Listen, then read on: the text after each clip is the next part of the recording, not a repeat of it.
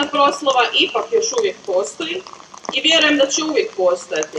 Vjerujem da ćemo uvijek dolaskom u ovu šumu, barem na taj jedan dan u godini, odati priznanje i sačuvati slavu hrabrim i nepokolebljivim mladićima i djevojkama koji su se davne 1941. godine uputili u šumu u avanturu koja je za polovicu od njih značila i kraj životnog puta.